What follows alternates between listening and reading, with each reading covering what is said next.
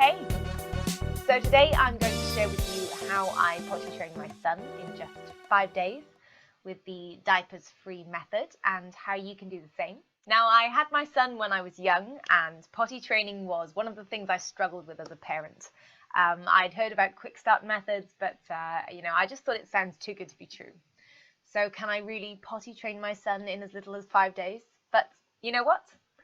I was done clean with those toddler poops and I just wanted to give it a go.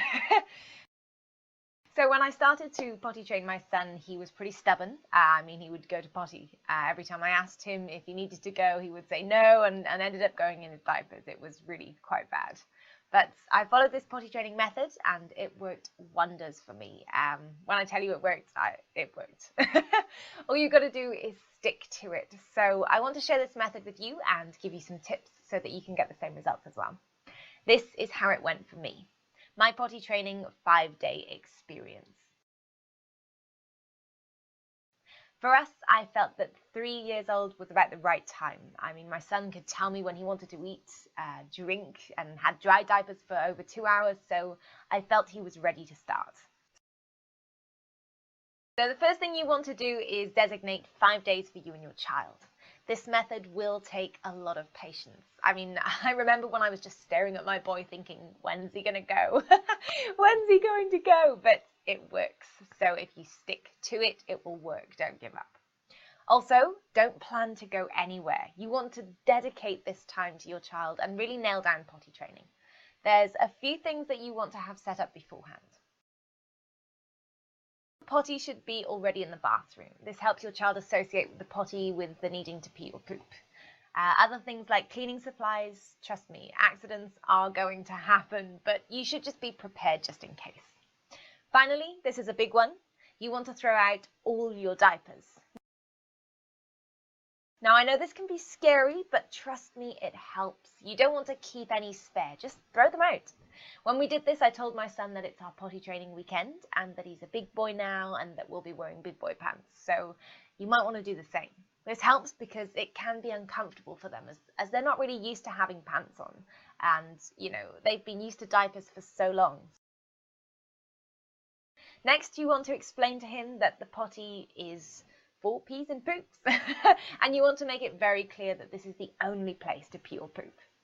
So, now, what you want to do is pick up on your child's signals. This is very important. You need to know when they need to go. It's like a little rhyme. This could be anything from turning red, or maybe they grunt or squat. Now, every child is different, so you really have to find out what it is for your child.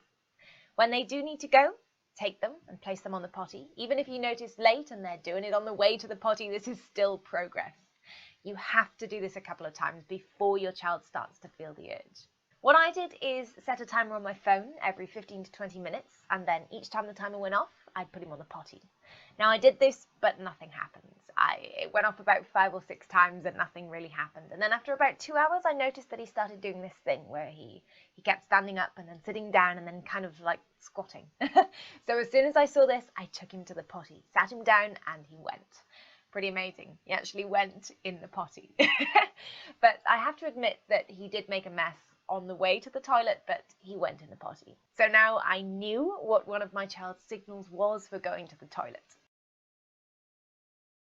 Now, after they go, what you want to do is devise a reward system and give them a flood of praise. One thing that's common in children is when they feel like they did something fantastic, it can be great to reward them. So you want a reward system that works.